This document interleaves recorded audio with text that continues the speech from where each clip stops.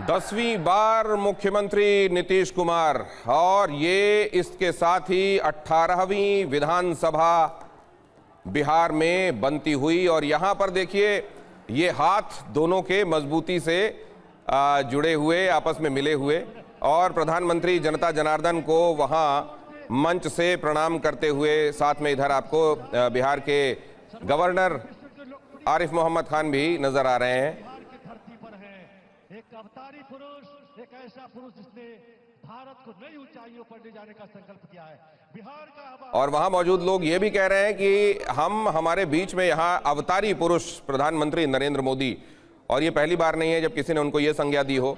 प्रधानमंत्री को कई बार ये संज्ञा दी जा चुकी है कि वो एक अवतार की तरह है, और आज बिहार में सरकार बनने के दौरान प्रधानमंत्री की मौजूदगी ये इसको और भी ऐतिहासिक बना गई। प्रधानमंत्री यहाँ बिहार में सरकार बनने के समय कम मौजूद रहे हैं, और एनडीए की सरकार की शपथ के समय तो पहली बार कोई प्रधानमंत्री वहाँ पर मौजूद हैं, और इस लिहाज से ये बहुत खास। इस बात को कुछ देर पहले जीतन राम मांझी ने रेखांकित भी किया था। लेकिन यहाँ हम ये जानने की कोशिश कर रहे हैं कि ये अब जो गवर्नेंस है, और ये तस्वीर भी देख लीजिए ज़रा, गमछा हिलाने का ये क्रम वहाँ से शुरू हुआ प्रधानमंत्री का, जब बिहार में चुनाव प्रचार के दौरान एक जगह वो अपने हेलीकॉप्टर के करीब खड़े हुए थे, और हेलीकॉप्टर सुरक्षा व्यवस्था के चलते जो जनता उनको देखने के लिए पहुंची थी वो दूर थी।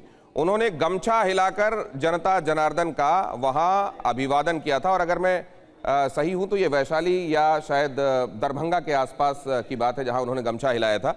और उसके बाद जब ये प्रचंड जीत एनडीए को मिली, 202 सीटें, उसके बाद जब वो तमिलनाडु गए, और कल की ही बात है, और वहां कुछ लोगों ने गमछा हिलाकर उनका स्वागत किया, तो उन्होंने कहा कि बिहार की हवा तमिलनाडु भी पहुंच गई है।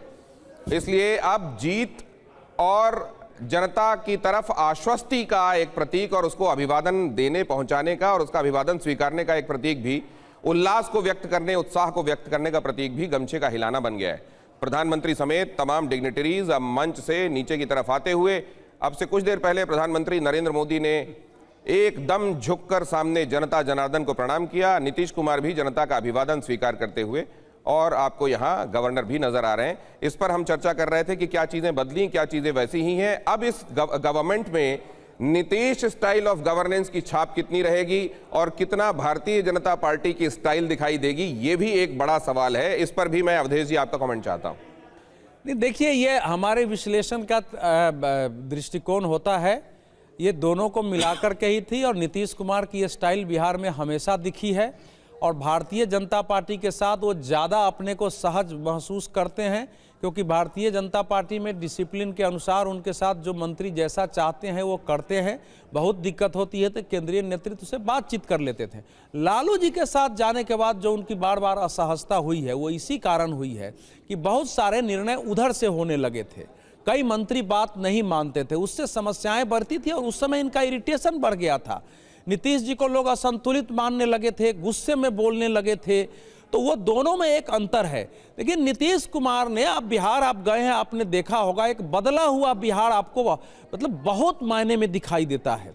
तो नीतीश कुमार की ये कल्पना रही है, वो ठीक से गहराई से देखने से पता चलता है कि बिहार का विजन उनके अंदर था।